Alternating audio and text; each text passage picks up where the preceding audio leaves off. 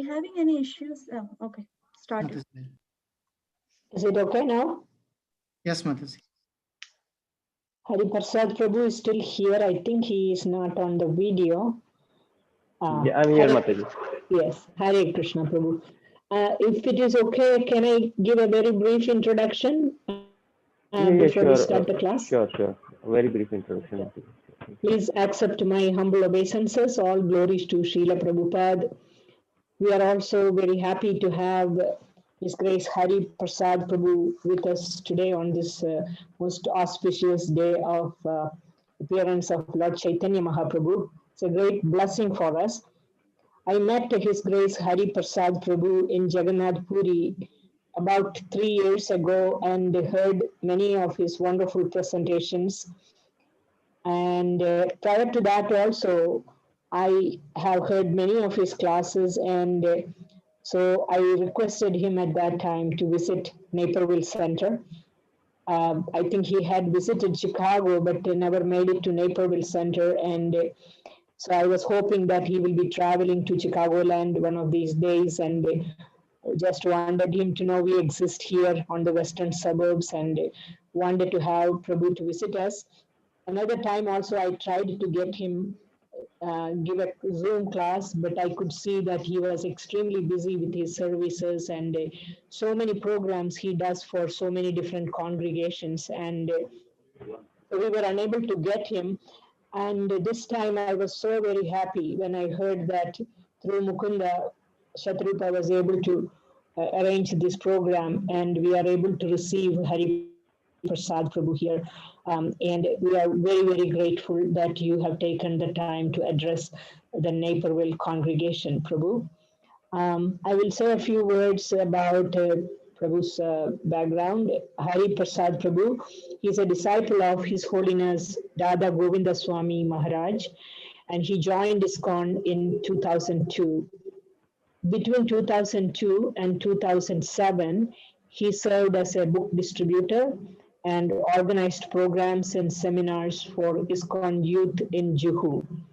In 2007, he was appointed as assistant editor of Gopal Jiu Publications. And other than that, there are so many of his accomplishments are there. I'm going to summarize that. He's an accomplished Sanskrit poet and scholar who has deep interest in studying and sharing Bhakti scriptures. He currently compiles a fortnightly called Sri Krishna Kathamrita Bindu, where he regularly contributes fresh translations and articles. He holds a degree in information technology. He's married and he has a baby. I think his name is Hari, if I'm correct, I hope. His name is Hari, correct? Yes. Yes, his name is Hari. And he's a member of Iskcon's Shastrik Advisory Council since 2016.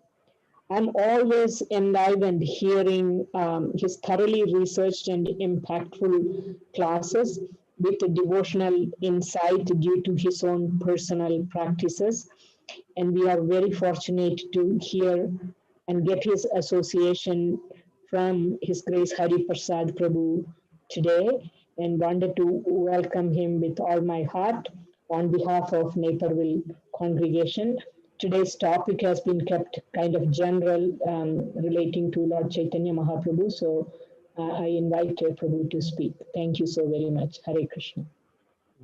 Thank you so much, Premananda Mataji, for kindly inviting me to speak here today something for the service of Iskcon Naperville congregation. And I was so happy that my dear friend Mukunda Prabhu, he invited me to come and speak something on the occasion of Gaura Purnima.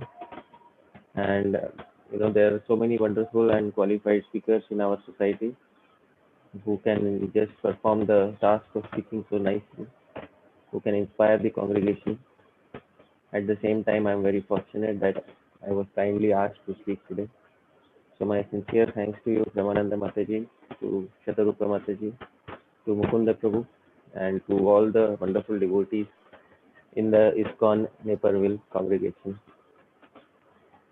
Before we begin, there is Shishta Parampara Vashishta Parampara is that we have to begin with Mangalacharan. Mangalacharan, that is auspicious invocations. These invocations are performed in order to ensure that there is complete auspiciousness for the program. Most of us already know these verses, so you can kindly sing along with me. ॐ ज्ञानतिमिरान्धस्य ज्ञानाञ्जनशलाकया चक्षुरुन्मीलितं येन तस्मै श्रीगुरवे नमः।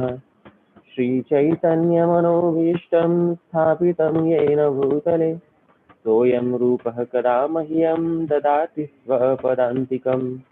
वन्देऽहं श्रीगुरो श्रीयुतपदकमलं श्रीगुरून् वैष्णवांश्च श्रीरूपं साग्रजातं सहगण रघुनाथान्वितं तं सजीवं साद्वैतं सावधूतं परिजनसहितं कृष्णचैतन्यदेवं श्रीराधाकृष्णपादान् सहगण ललिता श्रीविशाखान्वितांश्च नमः। ॐ विष्णुपादाय कृष्णप्रेष्ठाय भूतले श्रीमते भक्तिवेदान्त स्वामिनिति नामिने नमस्ते सारस्वते देवे गौरवाणी प्रचारिणे निर्विशेष शून्यवादी पाश्चात्यदेशतारिणे नमो महावदान्याय कृष्ण प्रेम प्रदायते कृष्णाय कृष्ण चैतन्य नाम्ने गौरत्विषे नमः। हे कृष्ण करुणा सिंधो दीनबंधो जगत्पते गोपेश गोपिका कांत राधा कांत नमोस्तुते। तप्त कांचन गौरांगी राधे वृंदावनेश्वरी वृषभानुसुते देवी प्रणमामि हरिप्रिये। वाञ्छाकल्पतरुभ्यश्च कृपा सिन्धुभ्य एव च पतितानां पावनेभ्यो वैष्णवेभ्यो नमो नमः। जय श्री कृष्ण चैतन्य प्रभु नित्यानंद श्री अद्वैत गदाधर श्रीवासादि गौरभक्तवृंद। हरे कृष्ण कृष्ण कृष्ण हरे हरे हरे राम राम राम हरे हरे। श्रील प्रभुपाद की जय। अनंत कोटि वैष्णव वृंद की जय। निताय गौर प्रेमानंदे हरि हरि बोल। So once again, thank you very much, Premananda Mataji, Mukunda Prabhu, Shatarupa Mataji, for kindly inviting me here to speak something on the occasion of Sri Gaur Purnima. It's a very special occasion because in the Chaitanya Charitamrita, Srila Krishnadas Kaviraj Goswami has mentioned that there were 3 hidden desires in the heart of Lord Shri Krishna which did not get fulfilled during his pastimes in Dwapara Yuga. And in order to fulfill those 3 hidden desires within his heart, he appeared as Sri Chaitanya Mahaprabhu in this age of Kali Yuga. In almost every incarnation that Krishna has accepted, there are some desires which have been fulfilled and some desires which have been left unfulfilled. My Shiksha Guru, Sri Srimad Gaur Govind Swami Maharaj used to say that initially when Krishna appeared as Matsya, Kurma and Varaha, he did not accept any parents. He appeared on his own. And he was quite satisfied with that. But when he appeared as Nrsimhadev, at that point of time, he appeared from a pillar. And when he appeared from a pillar, he had no mother and no father. The pillar was his father and the pillar was his mother.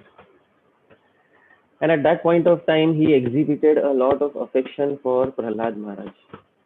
Because Prahlad Maharaj had just lost his father. So Nrsimhadev exhibited fatherly affection towards Prahlad Maharaj.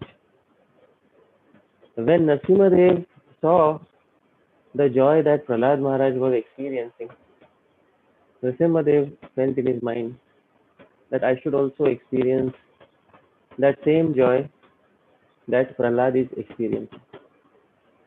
Henceforth, in all future incarnations, he accepted parents. So as Vaman Dev, he accepted parents. But when he came as Vaman Dev, so at that point of time, although he had parents, and when he came as Parshuram also he had parents. But in both these incarnations, he did not have a wife.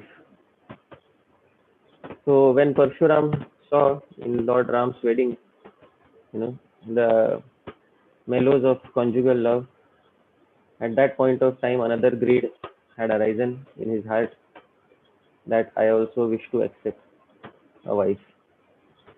So in Ram, as Ram, he has accepted a wife, and but when as Ram, there were many sages in the Dandakaranya forest who came to meet him, and they said that we all want to become situated in mellows of conjugal relationship with you as ladies. But Lord Ram said that it is not possible for me, because I am strictly following the vow of having only one wife. So when he appeared as Krishna and he appeared as Balaram, so he accepted many gopis. But even as Krishna, there were certain desires in his heart that were unfulfilled, and for this reason, Sri Krishnadas Kaviraj Goswami says that Sri Chaitanya Mahaprabhu appeared to fulfill three most important hidden desires within his heart. So we have to understand this entire philosophy as to how Bhagavan, he is complete in all ways, and at the same time Bhagavan also has these desires. How is it simultaneously possible that Bhagavan is complete in all ways and at the same time he also has these desires?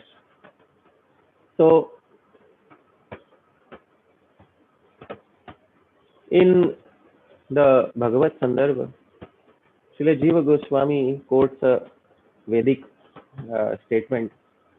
This statement is Aptakamasya Kaspriha. Aptakama means somebody who has attained all his desires. Kaspriha, what more desire will he have? All his desires are already fulfilled. So a person who is Aptakama, who is completely fulfilled in all ways, he will have no more desires remaining. So this statement is from Mandukya Karika, that the Jiva Goswami has quoted. What desires does a self-satisfied person have? At the same time, if we try to analyze this situation of being completely self-satisfied, let's try to, put ourselves in that position. If suddenly all of our desires were completely satisfied and we feel completely satiated, that in itself will also be a limiting factor in our life, because progress means to have more and more newer desires. So just as in human life, to have newer desires is an indication of progress. Similarly, if the Supreme Personality of Godhead also becomes completely fulfilled in all ways, that also will become a sort of limiting factor upon him. And it is very important to understand that we should not put God under any limiting conditions. So although it's a fact that Bhagavan's desires are completely fulfilled, at the same time, Yogamaya ensures that Krishna also remains dissatisfied in some ways forever. Because as long as there is dissatisfaction, there is the chase to attain something new. And as long as there is the chase to attain something new, till that point of time there is rasa or joy in life. Otherwise, a person who has nothing left to attain will become completely dead within his heart. So therefore, Yogamaya ensures that although this statement is true for Krishna, simultaneously there is another statement in the Vedas. So akamayata, examples, there are statements like this, that when the universe, when the Supreme Lord desired to create the universe, so after destruction of the universe, the Supreme Lord again desired to create the universe. So this is from the Taittiriya Upanishad. So we can see how opposing statements are present in the Vedas. Mandukya Karika is also Vedic, Taittiriya Upanishad is also Vedic. So both these statements are Vedic, they may seem opposing to each other. But the beauty of Krishna is that he is harmonizing all opposite qualities within him simultaneously. So he has no desire left, and at the same time he has all desires. He is also known as Sarva Kama in the Vedas. So for this reason, Krishna has no desires, and Krishna has all the desires in the world. And this opposing factor is possible, it is harmonized only in Krishna, not in anyone else. In the material world also, we will see sometimes that there are some things which harmonize opposite qualities. For example, there are some Ayurvedic medicines which help in reducing kapha. There are some Ayurvedic medicines which help in reducing vata. And there are some Ayurvedic medicines which help in reducing pitta. But these medicines, they can perform only one function.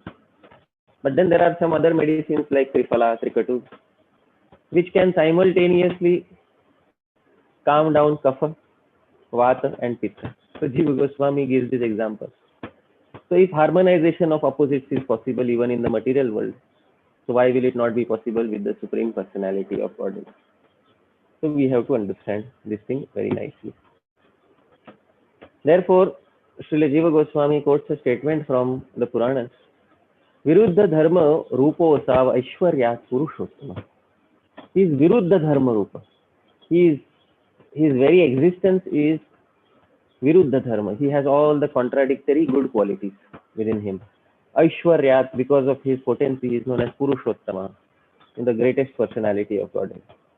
So this is the translation. The Supreme Lord is the personification of contradictory qualities, but due to his opulence, he is known as Purushottama. So this we have to understand. Because sometimes we think that how can Krishna have desires and appear as Chaitanya Mahaprabhu? So Krishna eternally has desires. If Krishna becomes completely desire-free, that also is a limiting factor on the Supreme Personality of Godhead. So we cannot limit the Supreme Lord in any way. Although the impersonal Brahman may be limited in many ways. Impersonal Brahman has no desires because it has no attributes. That is the limiting factor of the impersonal Brahman. But the Supreme Lord Krishna, he is fulfilled in all desires, and yet at the same time he becomes frustrated if Mother Yashoda doesn't feed him milk nicely. So he also has many desires within his heart. So let's try to analyze what were the desires that Krishna had in Dwapar Yuga when he appeared as himself as Krishna, which inspired him to take upon this new incarnation as Sri Chaitanya Mahaprabhu. Of course, it's not a new incarnation in the sense that he has not taken it for the first time.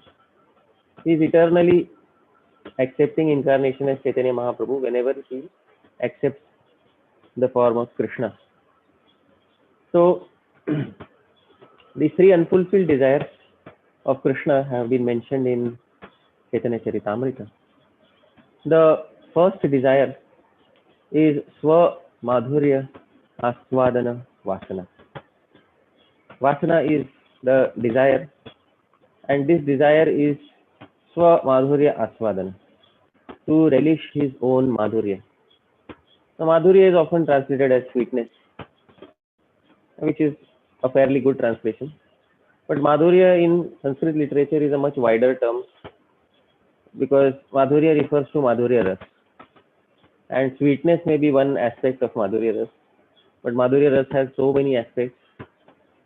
So when it is said Madhurya, here it means Madhurya Ras. So a Madhurya Aswadana Vasana. So he wanted to relish his Madhurya, the Madhurya Rasa that is present within him.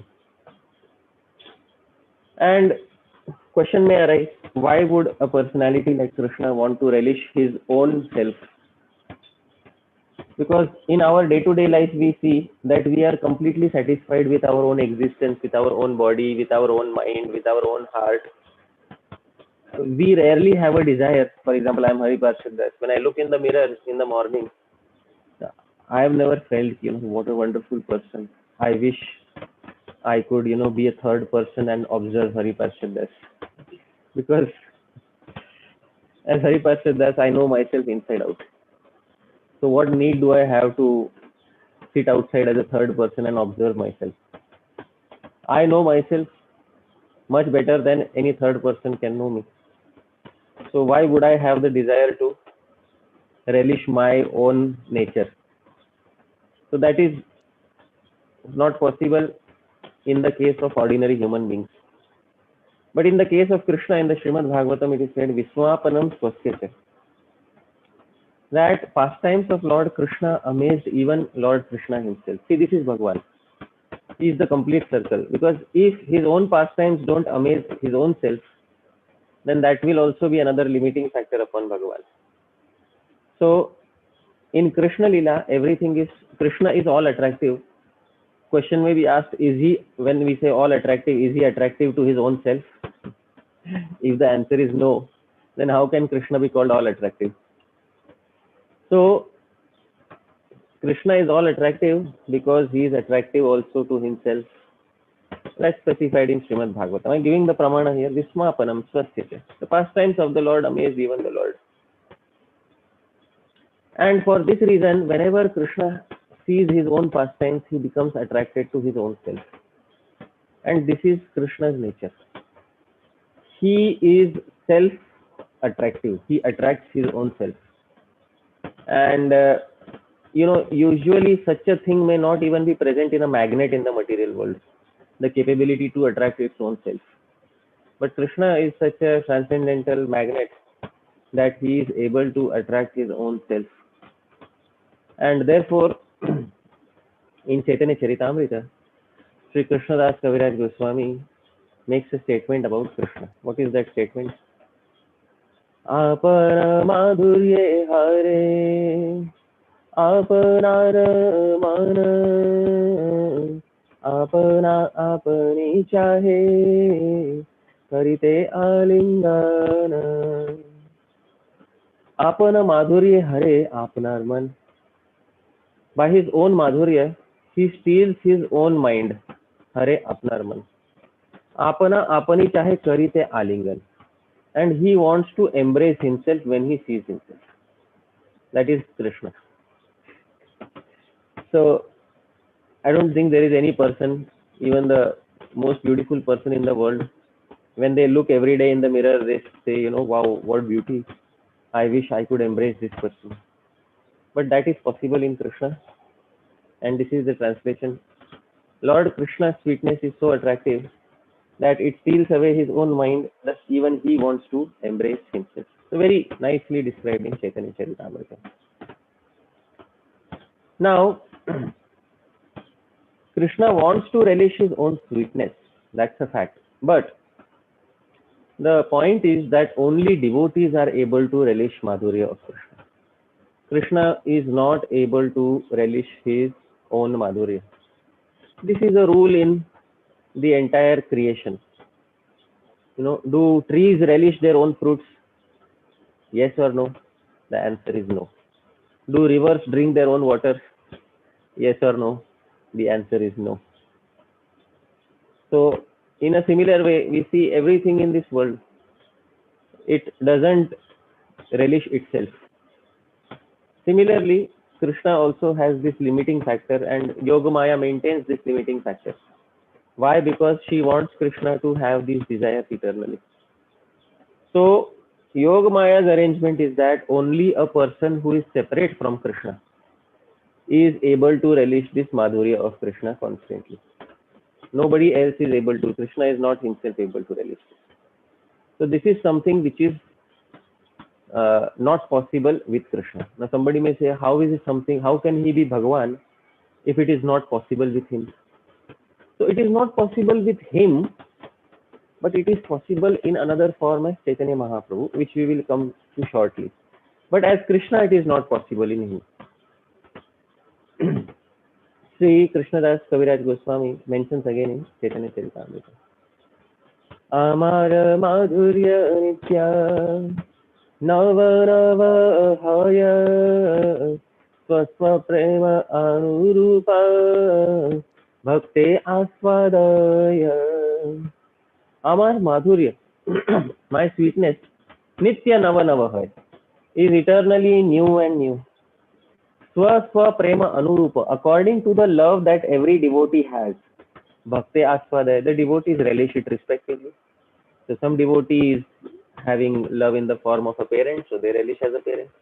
Some devotee has love in the form of a servant, so they relish as a servant. So this is the translation. My sweetness is always newer and newer. Devotees taste it according to their own respective love. And it is the job of Krishna to give pleasure to everybody. See, as the Supreme Lord, you can't simply be the enjoyer without giving enjoyment to others. So Krishna has one task set out for him, and that is he is responsible for giving pleasure to all the living entities. The living entities may give him pleasure as the Supreme Lord, but he is also responsible to give pleasure to the living entities as devotees. So the living entities cannot relish position as the Supreme Lord, and the Supreme Lord cannot relish position as the devotee. This contradiction is always present between Krishna and the Bhaktas. So, Esha hi eva anandayati. Taittiriya Upanishad says, it is this Supreme Lord who delights everyone else. So, very clearly mentioned in the Upanishad that he is responsible for giving pleasure to everybody else. And for this reason, devotees never have this desire that they want to merge in the Supreme Lord. There is a nice verse in the Padyavali spoken by Sri Hanuman. In this verse, Sri Hanuman says, Bhavabandha chide tasyai sprihayami na muktaye bhavan prabhur aham dasa iti yatra vilupyate. Bhavabandha chide tasyai. No, I don't want to get liberated. Sprihayami na muktaye. I don't want that variety of liberation in which bhavan prabhur aham dasaha, in which the feeling that you are Prabhu and I am Das, iti yatra vilupyate, this feeling is destroyed. I don't want any liberation in which this feeling is destroyed. Because let there be the eternal distinction between devotee and Bhagavan. Let there be the eternal distinction between the relisher and the relished. Krishna is Akhila Rasamrita Murti. He is, he has all the rasas present within him, and the devotees are relishing this rasa. Let that position be there forever. And if Krishna is dissatisfied, well, too bad. What can we do? We can't help him. We are tiny living entities.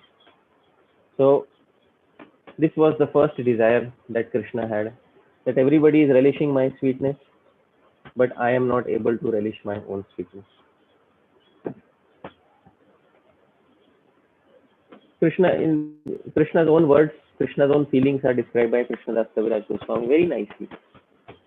Amahaite anandita hoy tribhuvana amake ananda dive aiche kon jana.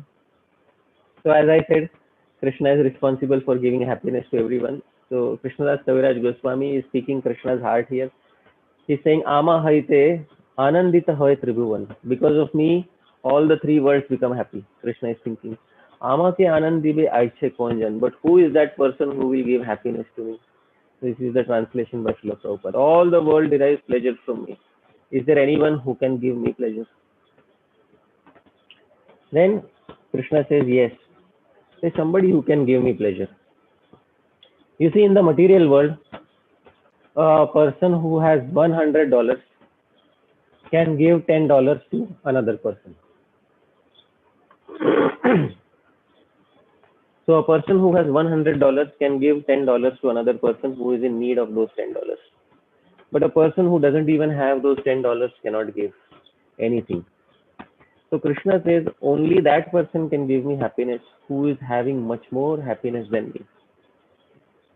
Amahaite yar hai shata shata guna sei jana ahladite pare mora mana. So Amahaite yar hai shata shata guna. One who has hundreds and hundreds of times more happiness than me. Sei jana ahladite pare mora mana. That person is capable of bringing joy to me. Because I am the supremely happy person who can bring happiness to me. Somebody should have more happiness than me in order to give happiness to me. Otherwise, all the living entities are like people who have only $2 or $3. They can't give me $10. Krishna is in need of $10. So Krishna wants somebody who has $1,000. But that personality is only one in this entire universe. And that is Krishna's own Shakti, who has enjoyed much more than Krishna himself. So for this reason, Krishna wanted something from his own Shakti. So this is the translation of this verse. One who has 100 times more qualities than me could give pleasure to my mind. So like George Harrison used to say, all you need is love. But this statement is also true for Krishna himself, because this statement should originally is in context to Lord Krishna, because all Krishna needs is also love. So it's a very nice statement made by George Harrison, but this statement is not applicable only to all the living entities. It is also applicable to Krishna, who is eternally thirsty for relishing his own sweetness and love. So this was the first desire. The second desire is Radha Swadita Madhurya Janita Sukha Jnanavasi. He had another desire to know what is the happiness that Srimati Radharani experiences on relishing his Madhurya. The first thing he wanted to know what is his Madhurya. He wanted to relish his Madhurya. Okay, first is what is my Madhurya.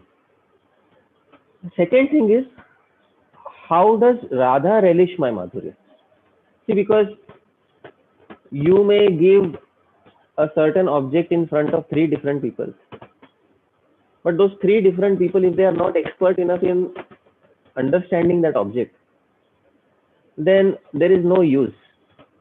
Similarly, Krishna's Madhurya is there throughout the entire universe. But Krishna tries to experience it himself from Krishna's point of view. Then Krishna may not be able to relish the same variety of happiness that Srimati Radharani is experiencing when she has an experience of Krishna's Madhurya. So, you see, in our Iskcon we have so many sweets, and we have rasgullas, we have gulab jamuns, but not everybody is a rasik for sweets. Some people are arasik, very arasik. They don't have any taste for sweet, dry-hearted people. So Krishna not only wants the rasgulla, but Krishna wants to taste it like Srimati Radharani tastes. This is the second desire. So I hope this subtle distinction is clear. So this is the second desire that Krishna has in his mind, that if I want to relish, I will relish it from the most expert relisher of my Madhurya. Because see, Chandravali also relishes Krishna's Madhurya. So many other gopis also relish Krishna's Madhurya. But who relishes the best? That is Gaurangi, Sri Radha. So he wants to have the relishment of Gaurangi, and this is what is a desire within his heart. But now here comes the problem.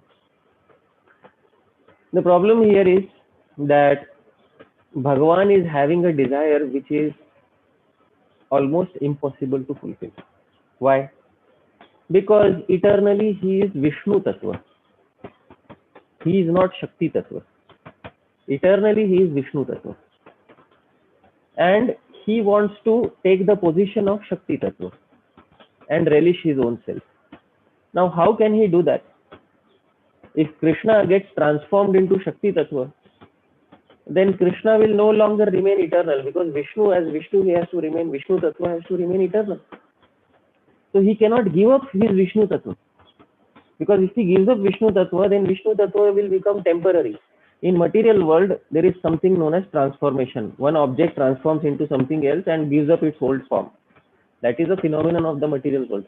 In the spiritual world, he eternally has to remain as Vishnu Tattva. But now he is having this impossible desire that I want to take the position of Shakti Tattva and relish my own self. Now, this in itself is a very difficult to fulfill desire. And let's try to see this through an analogy. See, here is a nice photograph. You see, when people are experiencing, winters, often what they do is, in a pot, they put some fire, and they light fire, and around that fire they warm their hands. Now, Krishna is like the person who is warming his hands around the fire. And Srimati Radharani is like the container of that fire. The fire is Krishna Prem. Please try to understand. I am giving an analogy, an approximate analogy. That golden fire is Krishna Prem. Srimati Radharani is the perfect container of that Krishna Prem. And Krishna just warms his hand around Srimati Radharani. That is what is happening eternally. Now Krishna has this desire that suddenly I want to become the container. But if the hand even tries to touch the container, we know what will happen. So the hand can never become the container of fire. The container eternally remains the container, and the hand is supposed to get some relishment from keeping a safe distance from the fire. So true Krishna Prem is like that fire which is present within the heart of Srimati Radharani. And as Shakti Tattva, only her heart is the appropriate container for containing this Krishna Prem. And Krishna tries to do it, it is not possible. It's certainly not possible. So this impossible desire is also present within his heart. So we have to find some solution for it. And third desire is Radha Prema Mahima Jnana Vasana. And the desire to know what is the glory of Srimati Radharani's Prema. Because so many people speak so highly, all these devotees, all these jivas who are Srimati Radharani's eternal associates, they glorify her love so much. So I want to know it, what is the glory of Srimati Radharani's Prema. But that is not possible unless I take upon her mood. If I can't take upon her body, at least I should take upon her mood. Because I cannot give up my position as Krishna. So I cannot give up my body as Krishna. I eternally have to remain as Krishna. But at the same time, I also have to experience the love that she is experiencing. So I have to do something. Without giving up my Krishna identity, I have to take up the mood of Srimati Radharani. So in this way, Sri Chaitanya Mahaprabhu accepted, Lord Krishna accepted the complexion and the mood of Srimati Radharani and appeared in this age of Kali. Now, question again arises. He could have only accepted the mood of Srimati Radharani. What is the need for accepting the complexion of Srimati Radharani too? So, you see, the Sanskrit term for mood is bhava, and the Sanskrit term for complexion is kanti. So, Krishna not only accepted the bhava, that is the mood, but also the kanti, that is the complexion. Why? Because bhava is something which remains only in the heart. It is limited only to the heart. Bhava arises in the heart like a wave and merges back into the ocean of the heart. That is bhava. But Krishna saw that Srimati Radharani doesn't only relish my love within her heart, in her each and every part of her body, there is love for me. Each and every part of her body, there is love for me. Now, if I have to relish Srimati Radharani, the joy that Srimati Radharani is experiencing, I can't simply be satisfied by relishing what is in her heart.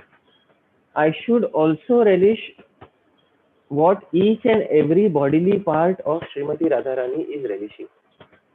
For this reason, Chaitanya Mahaprabhu, when he appeared, he has not only accepted the bhava of Srimati Radharani, but he has also accepted the external bodily complexion, features of Srimati Radharani's body, so that that golden colored fire of love which is there in her heart, that also has become manifest on her external bodily limbs.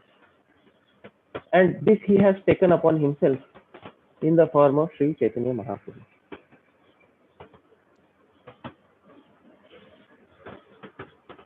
You see, why did Srimati Radharani agree to such a proposal? This also is a very important question, because Srimati Radharani is Sapta Kanchana Gaurangi.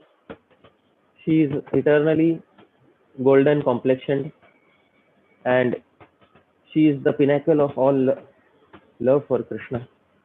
But why did Srimati Radharani agree to such a proposal? Why did she agree that you should give, that she will give her mood as well as her complexion?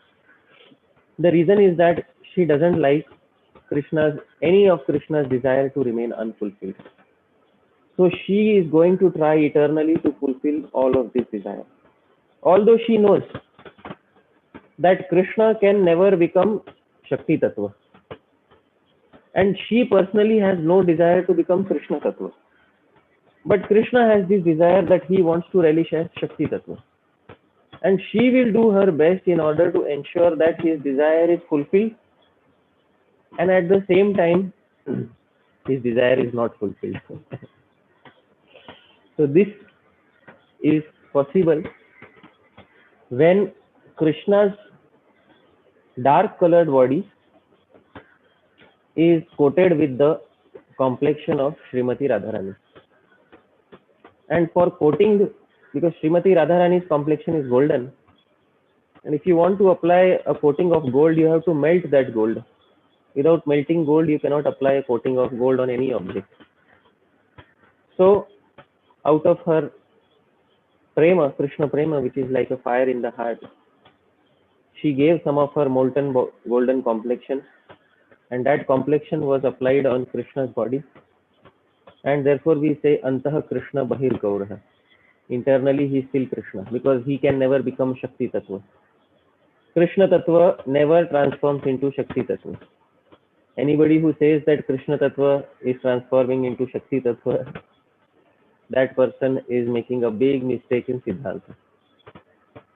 So Krishna Tattva never becomes transformed into Shakti Tattva, but Krishna Tattva takes upon the mood of Shakti Tattva. And in taking the mood, he is not simply satisfied with the inner mood, he also wants the external bodily excesses that she is experiencing. So he also takes upon the bodily luster of Srimati Radharani. That is how much is allowed for him. Beyond this is not allowed, because he cannot lose his position as Krishna Tattva. So you see, sometimes being the Supreme Personality of Godhead is a very disadvantageous position to have in life. And for this reason, no intelligent person should ever aspire to think that, I will one day merge into the Supreme Lord. Because the Supreme Lord has so many unfulfilled desires. So, and the thing is, with the Supreme Lord, there is no way of fulfilling them. Although as Chaitanya Mahaprabhu, he attempts to fulfill them, but he remains eternally dissatisfied. And as jivas, if we have some unfulfilled desires, we can get them fulfilled from Krishna, because we have very limited desires. What desires will we have? The maximum desire that somebody can have is, I want that Krishna should dance with me. And I want that Krishna should spend some time with me. And Krishna can easily fulfill that desire. Once that desire is fulfilled, the jiva is satisfied. So the jiva, for a jiva, the jiva becomes satisfied again and again. And then the jiva also becomes dissatisfied, but the jiva at least has some time of satisfaction. Krishna, on the other hand, is eternally dissatisfied. Now, who would want to take that position? For this reason, it is very wise to be a devotee of Krishna. Very wise position to be a devotee of Krishna. So, for this reason, Krishna was given some facility. He appeared as Sri Chaitanya Mahaprabhu. Now, when he appears as Chaitanya Mahaprabhu, he can't keep that same mood as Krishna.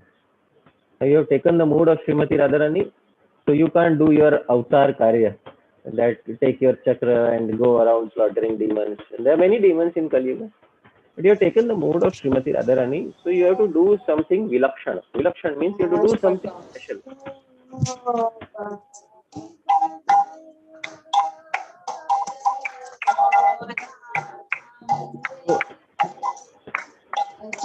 as Krishna, he has to do something special, and because of which he cannot take the same role as what Krishna took during his pastimes. In this particular pastime, he has to become most merciful like Srimati Radharani. And he cannot, take the same role that he took in the previous incarnations. So in this incarnation, he has to be most merciful, and one of the close devotees of Sri Chaitanya Mahaprabhu, his name is Sri Prabodhananda Saraswati. He has said that as Sri Chaitanya Mahaprabhu, he cannot keep that same mood, and for this reason we worship him even more than Krishna. This is his verse from the Chaitanya Chandramritam. Raksho Daityakulam Hatam Kiyadidam Yogadivārtma Kriya Margo Va Prakatikritah Kiyadidam Srashtyarikam Va Kiyat Medin Yuddharanadikam Kiyadidam Premojvalayamaha Bhaktirvartmakarim Param Bhagavatas Chaitanya Murtim Tuma Raksho Daitya Kulam Hatam Kiyadidam. In previous incarnations, you killed so many demons, entire families of demons you killed as Narasimha and Ram. Kiyadidam, what is the use of all that today? Yoga Divartma Kriya Margo Va Prakati Krita. And previously as Kapil Muni, as Dattatreya, you propounded the path of yoga. Kiyadidam, but what is the use for it today? Srishtyarikam Vakiyat. As your Guna Avatar as Brahma, you created the entire material world, but how are the jivas benefiting from it? Medin Yuddharanadikam Kiyadidam. And as Varaha, you rescued Medini or earth. And Kiyadidam, but today in Kali Yuga we degraded people. What benefit do we have from a pastime which you had performed so long ago?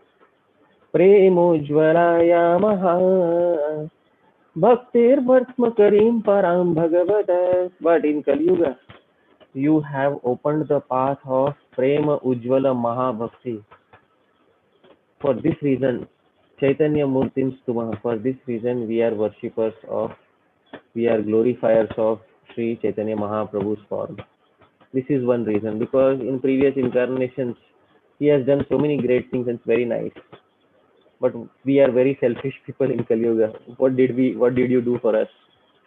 So because you opened the path of Bhakti in Kali Yuga as Chaitanya Mahaprabhu, therefore we glorify you first. So this is the translation. Is it such a big task to kill scores of demons as Ram, Narasimha, etc.? Such a big task to propagate the path of yoga in the form of Kapila, etc. It's such a big task to create the universe as Brahma. Or such a big task to rescue the earth in the form of Varaha, etc. None of these are so great for us today. Why? Because in Kali Yuga we worship the form of Chaitanya, who eliminates the path of the highest bhakti full of Ujjwal Ras.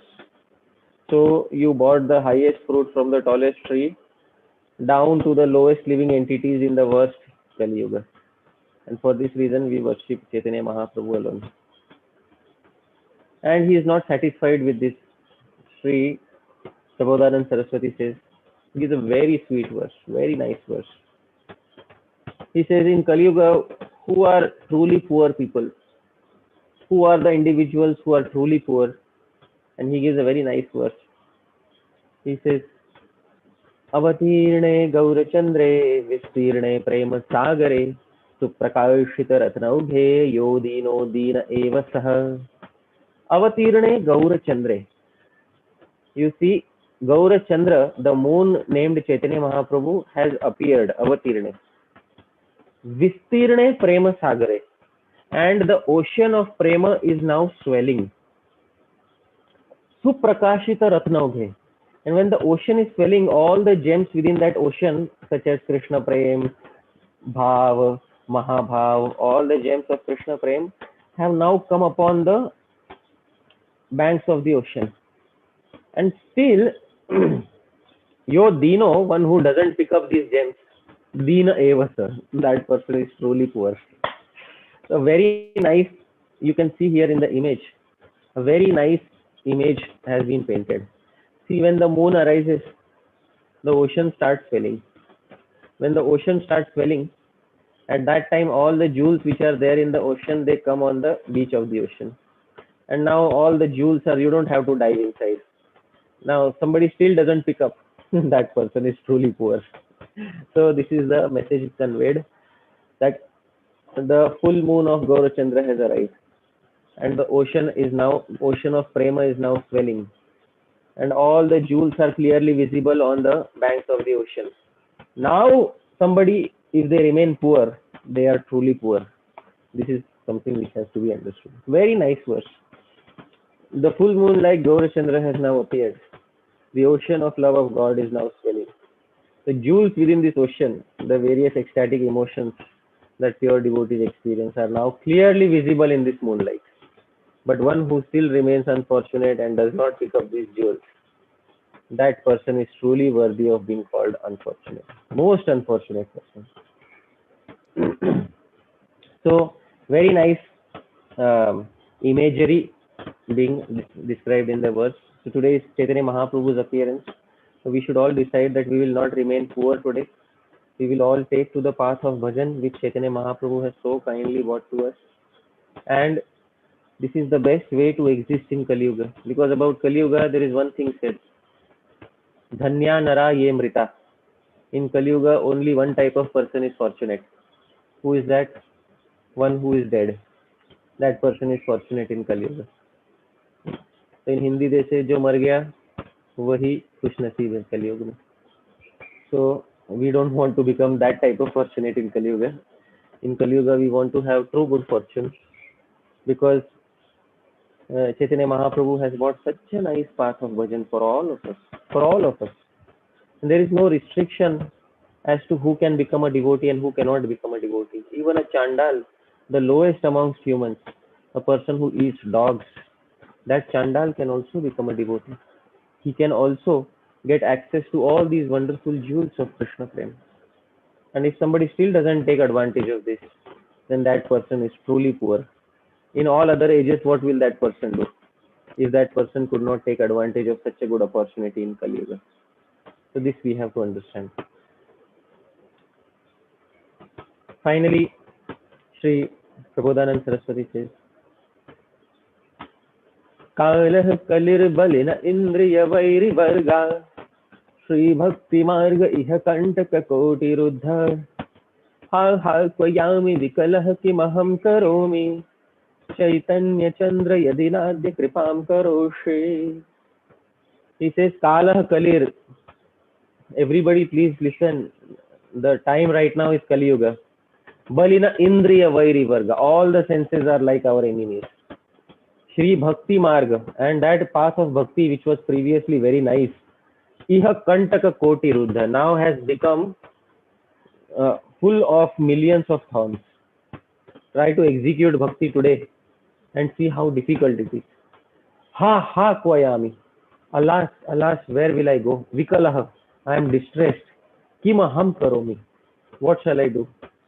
Chaitanya Chandra, O Chaitanya Mahaprabhu, yadi na adya kripam karoshi. If you don't bestow your mercy today, I have no hope to go anywhere. So this is Sri Prabodhanand Saraswati's prayer to Chaitanya Mahaprabhu. Now it's the age of Kali. My enemies, the senses, are very strong. The beautiful path of bhakti is spiked with countless thorns, like karma, jnana, and unrestricted sense enjoyment. My spirit is weak, my senses are powerful and agitated. Oh, what shall I do? Where shall I go? O Lord Chaitanya Chandra, if you do not grant me your mercy, what shall I do to save myself? A very nice verse. Finally, we should understand that there are many who want to become devotees of Radha and Krishna, but they don't want to take the path shown by Chaitanya Mahaprabhu. They have all our good wishes in their path of bhajan. But for us, we understand that the more we dive into the mood of Chaitanya Mahaprabhu, the more we will understand what is the secret of Srimati Radharani's love and Krishna's love. Sri Prabodhanand Saraswati says, Yatha yatha gaura padara vinde, vindet bhaktim krita punya rashi, tatha tathotsar patihridya kasmat, radha padamboj subham shurashi. Yatha yatha gaura padara vinde. To the degree that one develops bhakti in Gaura Padar, in the lotus feet of Gaur Chaitanya Mahaprabhu, Krita Punya Rashi, such a fortunate person who has committed so many pious activities, Tatha Tatha Utsarpati Hridi Akasmat, in his heart he will suddenly find Radha Padamboj Sudam Shurashi. Suddenly he will find an uprising of the nectar of Srimati Radharani's lotus feet. So anybody who wants to experience the sweetness of the mood of Srimati Radharani, all he has to do is follow the heart of Sri Chaitanya Mahaprabhu. So to the degree that a fortunate pious person attains devotion unto the lotus feet of Gaura, to that degree he spontaneously finds the nectar ocean of attachment to Sri Radha's lotus feet rising in his heart. So dear devotees, today is Gaur Purnima. I sincerely wish that this verse, is fruitful in all of our lives. Gradually, our bhakti towards Chaitanya Mahaprabhu may increase, and we may spontaneously find an uprising of pure love towards Srimati Radharani and Krishna in our hearts. So at this point of time, I would like to pause, and if there are any questions or any comments, then I would like to take that. But before I pause, I would like to say, Yadatra Skhalitam Kinchid Vidvam Saha Purayantu Tat Yadatra Saushthavam Kinchid Sadguro Reva Menahi. Yadatra Skhalitam Kinchid. If there were any mistakes in the presentation, Vidvam Saha, all of you are learned devotees, Purayantu Tat. Please correct my mistakes. Yadatra Saushthavam Kinchid. But if there was anything nice, even a small sentence, a small word, or even a tiny alphabet was nice, you liked it, please understand that Tad Guru Reva, it belongs to my Guru Janas, may nahi. It doesn't belong to me. Once again, I would like to thank all of you here at Iskcon Naperville and all the devotees who have joined here. I would also like to thank my dear friend Shyam Govind Prabhu, at whose home I have received the facility to speak this class today. So I am speaking this class from his home. My sincere thanks to him and to all the Vaishnavas who are kindly present here. Ultimately, to my Guru Janas, Srila Prabhupada, and the entire Guru Parampara. Hare Krishna. Jai Srila Prabhupada. Thank you so much, Hari Prasad Prabhu, for taking the time to speak here. And it was really wonderful. And you also spoke on the three internal reasons of Lord Chaitanya's appearance, of Krishna's appearance as Lord Chaitanya. And Jai Jagannath Prabhu also primarily focused on speaking on the three internal reasons of Krishna's appearance as Lord Chaitanya this morning. So we now have a lot of material to go back and re-listen to really internalize this topic. So thank you so much. So if, like Hari Prasad Prabhu said, if anyone has any questions, you can please either you can type your question into the chat box, or you can unmute yourself and you can speak your question now. So thank you so much. Hare Krishna, Hare Prasad Prabhu, Dandavat Pranams. Thank you so My much friend. Thank you so much for such a lovely presentation. My question is, we know that Chaitanya Mahaprabhu is all merciful, and so is Krishna. But if Krishna is so merciful, why does he only descend in one day of Brahma, and similarly Chaitanya Mahaprabhu descending one day Brahma? If he is so merciful, then he would want to give Vraj Prema, Krishna consciousness, to every single person in every yuga, every year, every day, Brahma. So why is he withholding this mercy? Isn't that contradictory that he is the most merciful and would want to give this to absolutely every fallen soul? Thank you so much. Right. Thank you. It's a very nice question. If he's so merciful, why doesn't he give Krishna Prem in all the yugas to all the jivas? The answer to this is Krishna also likes to experience an entire cycle of desires. As I said, Krishna himself goes through a cycle of desires as Matsya, Kurma, Varaha, and Krishna likes his desires to boil like the milk, gradually boil like the milk. So as Matsya, Kurma, Varaha, he experiences happiness, but then he wants more. So in the form of Vaman, he accepts parents. Then as Vaman, he relishes more. And then as Nasima, as Parshuram and Ram, he accepts parents, but as Ram, he also has a desire for accepting a wife. Then he gradually allows these desires to boil. That is the hallmark of a good Rasika. That he doesn't want to taste the highest flavor all the time. He wants it to boil gradually and he wants to relish it slowly. That's what the Kanoshar is. True Kanoshars of Rasa, they don't relish the highest taste all the time. They know how to start gradually and build up from there. So that is what Krishna also does because he is Rasaraj. And for this reason, Krishna in other ages, all the other jivas who have desires for yoga, Ashtanga yoga, who have desires for Jnana yoga, they take birth in other ages. But if there is some fortunate person who in his previous life has desire for Krishna Prem, but due to some reason, may not be qualified to take birth in other ages, such a person takes birth in Kali Yuga, but he receives the mercy of Chaitanya Mahaprabhu. And another thing is, good things should also be kept rare. So mercifulness, general mercifulness is there in the form of so many incarnations. But the highest fruit from the tallest tree should not be given at all points of time to all living entities. That is what makes it rare and esoteric. And if it doesn't remain rare and esoteric, then it will lose its value. For example, today, if on the streets, if we embed diamonds on each and every corner of the street, nobody will care for diamonds. The entire society will lose value. But if diamonds are only available in a selected time, place, and circumstance after great effort, then there is value. So in order to keep things rare, and in order to experience a gradual increase of rasa, Krishna arranges pastimes in such a manner. So that is the answer to your query. Hare Krishna. Thank you so much, Hari Prasad Prabhu. If I may have a follow-up question, just to check then, are devotees able to receive or reach Vraj Prema then in any of the other yugas, or just kalpas, the rest of existence when Krishna hasn't come down, and Chaitanya Mahaprabhu as well?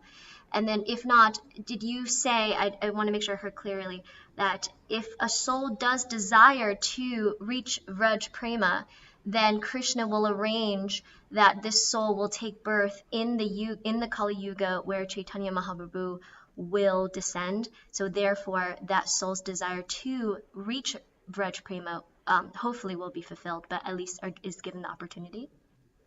Yeah. So in previous yugas also, if somebody has an intense desire for Krishna Prema, there is facility for them, but that facility is not as easily available as it is in Kali Yuga. So Krishna Prem is not something which is restricted according to yoga. It can be attained by anyone in any particular yoga. But at the same time, in Kali Yuga, those living entities who desire Krishna Prem but are not qualified to take birth in other yugas, they take birth in Kali Yuga and they can receive Chaitanya Mahaprabhu's mercy.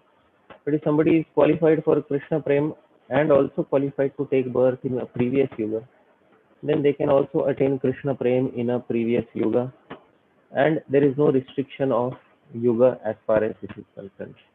But Chaitanya Mahaprabhu makes it widely available, and hence there is so much glorification of the effort that he has taken. So that is the answer to your query. Previously it was available only in very select lineages, and it was not, bhakti was not such a popular path in the previous yugas. But in Kali Yuga, bhakti has been made very popular, and a lot of that credit goes to Sri Chaitanya Mahaprabhu. That is the answer to your question. Thank you so much. Hare Krishna. Hare Krishna Prabhu. One question is there in the chat box from Panduranga Gopal Prabhu. He says, are we not limiting Krishna from his supreme position by saying his desires are eternally not fulfilled? Right.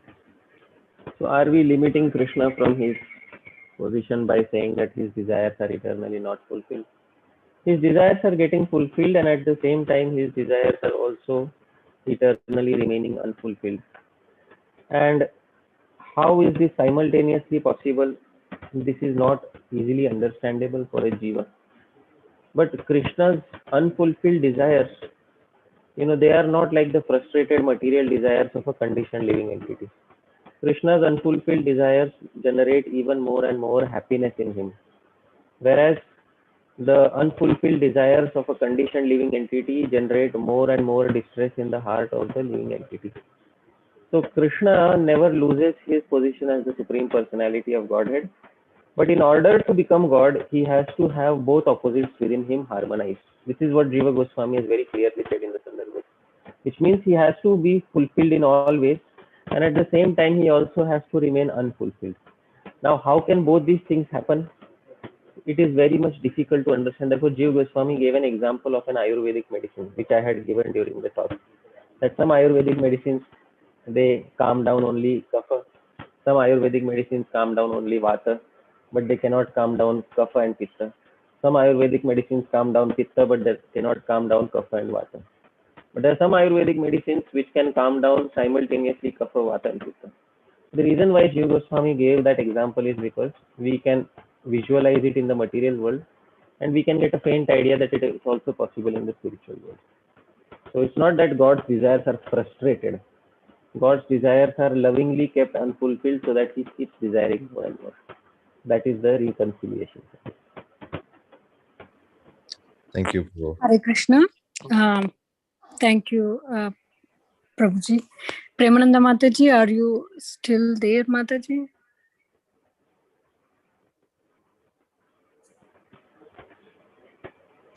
Sarita, you can hold for a little bit because we will give some more time for question answers. Okay, Mataji. So Thank you. I will pass. Yeah. Hare Krishna. You can continue with the questions. Yeah, I think Vamsidhari Prabhu has a question. Yeah, Prabhu, thank you. Hare Krishna Prabhuji, I have two technical questions. One is lingering for a long time. I couldn't get answer. Vamsidhari Prabhu, I think you just muted yourself. Oh, sorry. I have two technical questions, Prabhuji. May I go ahead and ask? Yeah, so one is the Lord Chaitanya comes in every yuga and he gives Krishna Prema only this yuga, or I kind of misunderstood on that part. In every day of Brahma, there are 1000 Chaturyugas. Yes. And 1000 Chaturyugas are also in every night of Brahma. Yeah. But during the night of Brahma, there is no creation, nothing. So everybody is sleeping. All jivas are sleeping in Lord Vishnu's body. When Brahma's day is there, there are 1000 Chaturyugas. In these 1000 Chaturyugas, Krishna appears in the 28th Chaturyuga. And in that same Chaturyuga that Krishna has appeared, Chaitanya Mahaprabhu also appears in that Kali Yuga. So out of 1000 Chaturyugas, only in the 28th Krishna appears. In all the other Chaturyugas, Vishnu incarnations are there. Similarly, in all other Kali Yugas, Vishnu incarnations are there, Chaitanya Mahaprabhu is not there. So this is the solution for the first question. So we say that he is Yuga Avatar. So that means like other Yes. Yuga Avatars only Vishnu's incarnations come. Yeah, for this Kali Yuga, for this 28th Kali Yuga, he is Yuga Avatar. Okay, Prabhuji. And the second question, that's a long time in the Bhagavatam, 4th chapter, regarding the birth of Vyasa, it is said that second millennium overlapped the third. So, I mean, there isn't much explanation, but it also says, the yugas are named as Dwapara and Tritiya.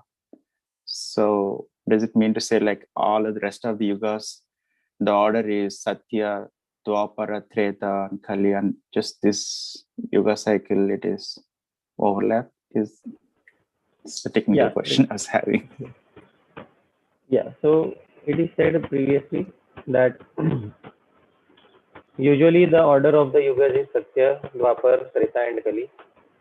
But like on a leap year, what happens is we add one specific day to February. Or just like once in 4 years, we add a month. 1 month comes before, that is Purushottam March. Yeah. So similarly, when in the 28th Chatur Yuga, what happens is that Treta comes first and Dwapar comes later. So many of the Acharyas have specified this, that there is something called as Vyatyaya. Vyatyaya means interchange of the order of the yugas. So this Vyatyaya is present. For this reason, Treta comes first and Dwapar comes later. That is it. And all the characteristics looks the same except the name change, because still the lifespan or rest of the things looks to be. Yeah. Okay. Thank you, Prabhu. Thank you, Prabhu. I see Onkar Yamul has their hand raised if they would like to unmute and speak. Hare Krishna, Prabhuji. Very good. Hare Krishna, Danatma. Prabhuji, I had two questions.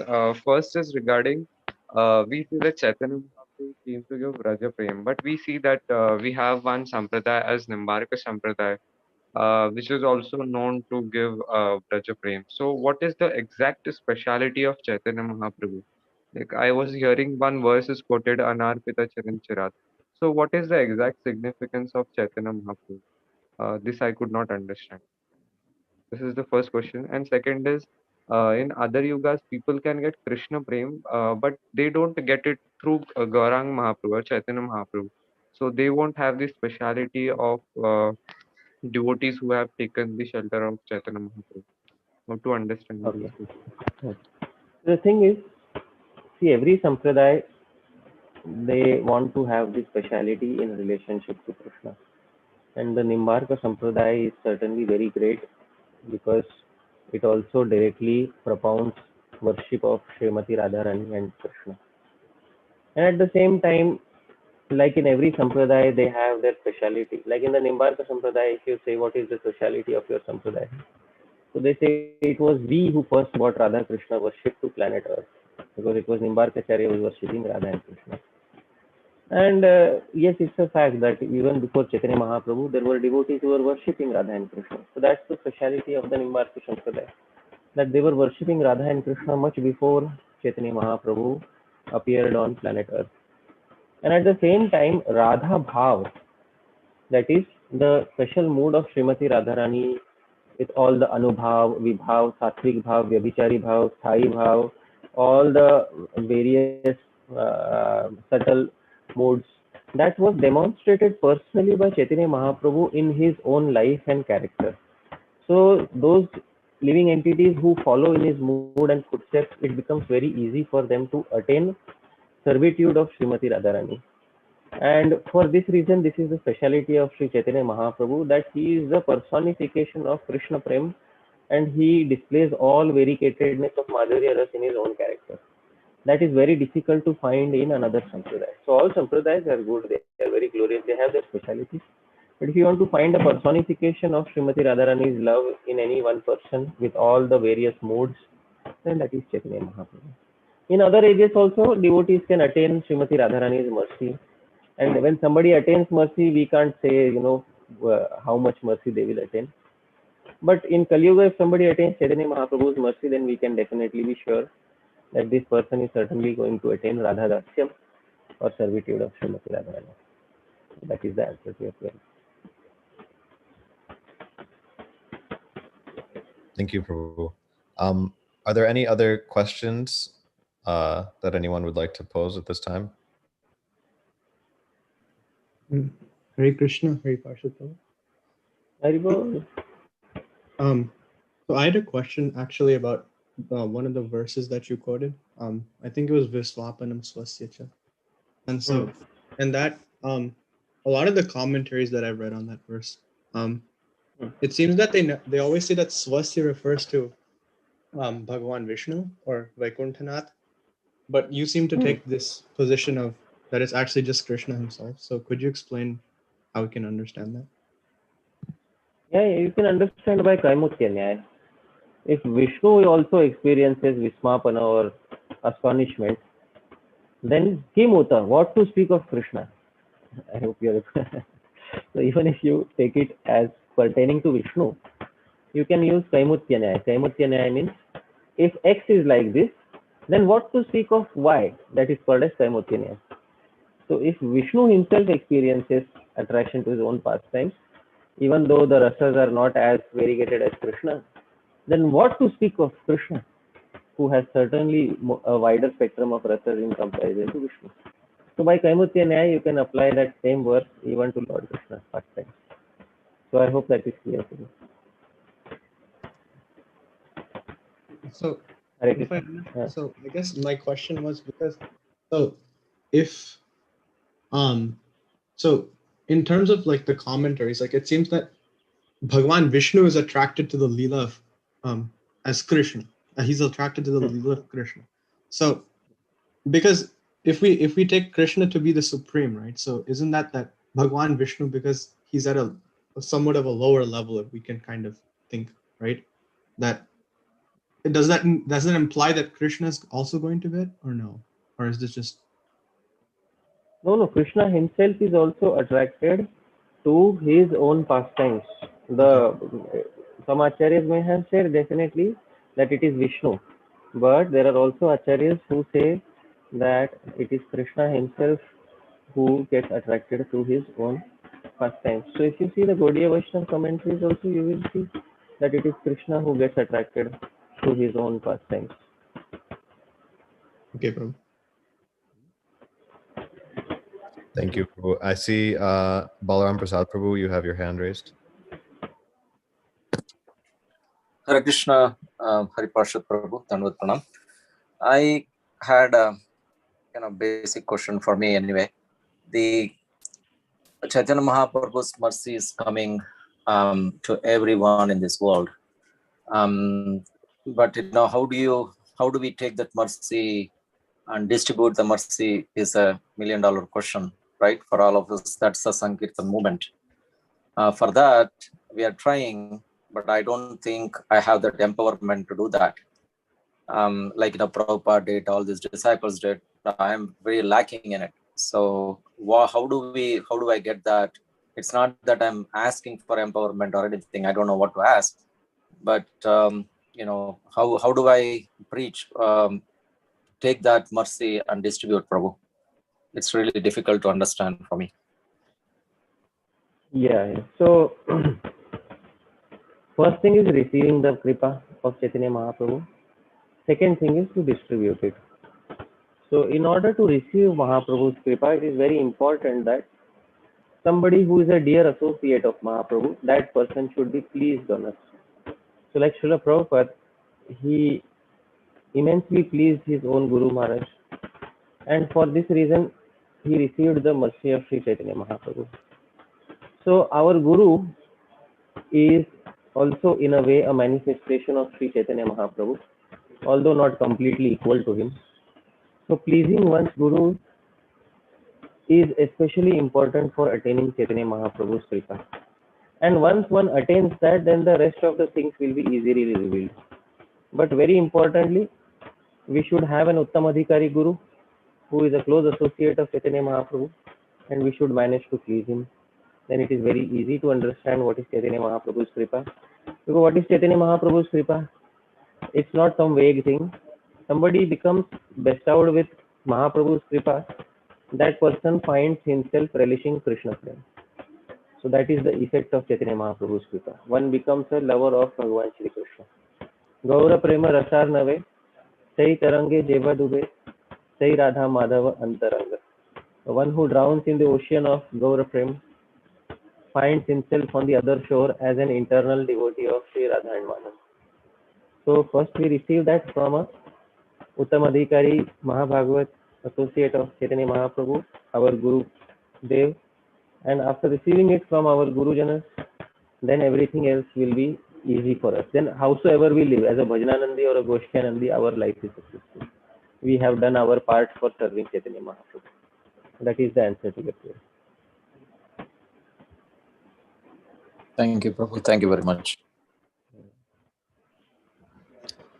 Thank you. If there aren't any other questions, one last call. I Okay. have one question. Yeah. Hare Krishna Prabhu, you mentioned, maybe I didn't fully get it, that Krishna being Vishnu Tattva, he cannot fully access the Shakti Tattva. I was wondering, the Shakti Tattva is actually coming from Krishna himself, and yet is it distinctly different that, he's not fully, he keep on desiring to enjoy more, I experience it more and more. You explained that, and maybe I missed something. Yeah. So there is Nitya Bhed. There is eternal distinction between Krishna and Krishna Shakti. This eternal distinction is what keeps Krishna's personality as eternal, Krishna's name, form as eternal. So there is eternal distinction between Krishna and Krishna's Shakti. And there is also eternal similarity in a way that, both of them are one in a way that Krishna is the controller and the Shakti is the controlled. But at the same time, if Krishna wants to take the position of Shakti, that is not possible, because for that Krishna will have to transform himself. And transformation of Krishna Tattva is not it is not justified according to Vedanta. In Vedanta Sutra, there is no, it is called as, what is it called? Shakti Parinam. There is no Vishnu Brahma Parinam Tattva. There is no Brahma Parinam Vad in Vedanta Sutra. So Brahma Parinam, anybody who says that the Supreme Brahman got transformed into some other Tattva, those people are not clearly understanding what is Vedanta Sutra. So this is a very technical subject as to how Brahma Tattva remains Param Brahma. Shri Krishna remains Krishna, never gives up his position as Parabrahma, and still he wants to relish from the point of view of Shakti. So that is what I had tried to explain, because there is eternal distinction between Krishna and his Shakti, although they are also related to each other as the controller and the controlled. So that is the answer to your question. Thank you so much. It's so wonderful. Thank you, Prabhu. And are there any... you want to say? Yeah, we can end there. And I see Athena has one more question. Thank you so much, Hari Prabhu, for offering so much of your time and being so patient and offering such wonderful questions. I did have a clarifying question as a follow-up to Premananda Mataji's question about Shakti Tattva. You made it very clear that Krishna cannot become Shakti Tattva. That's why he has to take the mood of Radharani. But that is implicitly saying that Radharani is Shakti Tattva. And I guess I'm curious the exact definition of this, as I understand that us jivas are also Shakti Tattva, and that we're marginal, and that we can be bound. Yet Radharani, I guess in her mood as servant, the highest gopi, in that sense, is, I guess, female in energy and tattva, yet she cannot be bound. She's not a normal jiva. So can you further explain exactly the Shakti Tattva? As my understanding was that us jivas lying at the Tatastha, at the marginal energy, is really Shakti Tattva, yet from your presentation, it sounds like you're categorizing Radharani also in this category. Thank you so much. Yeah. There are three tattvas: Jiva Tattva, Shakti Tattva, and Vishnu Tattva. So Jiva is also Shakti Tattva, but Jiva is Tatastha Shakti. Tatastha Shakti means it is the marginal potency of the Lord. Jiva is also Shakti Tattva, but it is marginal potency, and it is subject to the influence of one of the two energies, either the lower energy or the higher energy. Higher energy as in the energy which is present in the spiritual world, and the lower energy as in the energy present in the material world. So the Jiva Tattva has to take shelter of one of the Jiva Shakti Tattva has to take shelter of either the Yogamaya or either of Mahamaya, and otherwise it can stay neutral in Brahma Jyoti. But in Brahma Jyoti, it is neither fully under the control of Yogamaya, neither fully under the control of Mahamaya. But ultimately, the Jiva has to take shelter of one of these Shaktis. And these two Shaktis, Yogamaya, in Yogamaya there are, Antarang, it is also called as Antaranga Shakti, internal potency. So there are various divisions in that, and Srimati Radharani is the personification of Hladini, the Hladini aspect of Yogamaya. So Srimati Radharani is also Shakti Tattva, but she is independent Shakti Tattva. Jiva is also Shakti Tattva, but is dependent Shakti Tattva. And Krishna is Vishnu Tattva. Vishnu Tattva never transforms into Shakti Tattva. Shakti Tattva never transforms into Vishnu Tattva. The Tattvas remain eternally distinct. That is the understanding of the Gaudiya Vaishnava. Because if Jiva Tattva transforms into Vishnu Tattva, then Jiva will lose its identity. And if Jiva loses its identity, then Krishna's statement, Mamai Vamsho Jiva Loke Jiva Bhuta Sanatana, that all the living entities are my eternal part and parcel, that statement will become false. Similarly, Shakti Tattva also cannot transform itself into Vishnu Tattva, and Vishnu Tattva cannot also transform itself into Shakti Tattva. They are eternally distinct Tattvas who are very closely related to each other. So that is the answer to your question. Thank you so much. Hare Krishna. Hari Prasad Prabhu, there are a couple questions here written in the chat box. I really don't want to take more of your time than you are able to give. So you give me an indication if you are able to take. Yeah, it's okay. It's okay. You can, no problem. Okay. There's one question here. Does Sri Chaitanya Mahaprabhu experience the same Madanakya Mahabhav of Radharani? Yes. Okay. Next question. How to read Prabhupada's books, particularly apparently difficult contradictory topics? I think if you read Prabhupada's books, then let all the contradictions be there for some time. And then a devotee who has read more than us can come and solve all those doubts for us. But if we have not read in the first place, we don't even have the doubts, then we are not even qualified to have doubts. So the sign of good reading of Prabhupada's books is one should have some healthy doubts. And then the difficult contradictory topics, they can be resolved. So, it's like somebody who's studying law. So in law, there are many apparently difficult contradictory topics. So how will one come to resolve them? First is one has to read them once, cover to cover. And then whatever contradictions are there, then some commentators, they, those who are experts in law, they can resolve. So similarly, first we have to read Prabhupada's books once, and then whatever difficulties or apparent contradictions we find, we can get them resolved from a devotee who is expert enough in resolving this doubts. So that's the simplest way to do it. Thank you, Prabhu. And I think we can end there with the questions. And I just want to again thank you so much for taking your early morning time to come speak for us. And we really are so grateful to have you. And we hope that we can have you here in person very soon. Hopefully this will all just be a thing of the past in the near future so that you can come see us in person. Thank you. Thank you so much for kindly inviting me. And I sincerely hope that I get to see all of you very soon in the near future, especially Veer Krishna. And I hope that all of you feel good health and joyous spirits of Bhajan and Seva. Thank you so much. Thank you. Thank you, Hari Prasad Prabhu. We really deeply appreciate your wonderful association. This class was so amazing as always. All your classes are.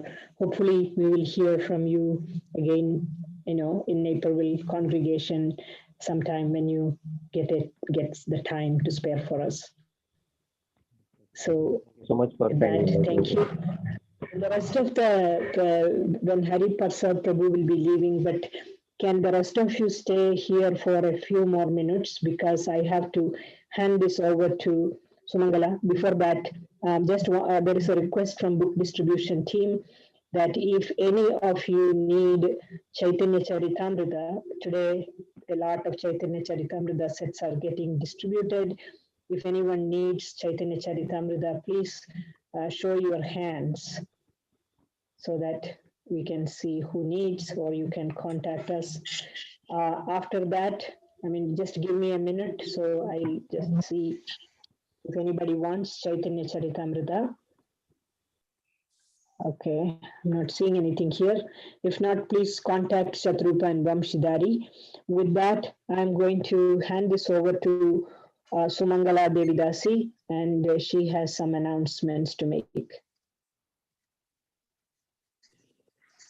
Hi Krishna Mataji, thank you so much. And first, I would like to thank Mukunda Prabhu and Kshatrapa Mataji for arranging such a wonderful lecture here for the class on this auspicious day. Thank you so much. I would like to take a minute, this whole festival we are doing, and it is very difficult to do this virtual coordinating and having the team and the people who are doing it also, all the devotees, they have to be so cautious and they put together this whole festival. I would like to thank the team members, teams, Kiran Mataji, Sangita Mataji and Pratibhavu Prabhu for coordinating the logistics, arranging the people and, making sure that there are not many people in the temple hall.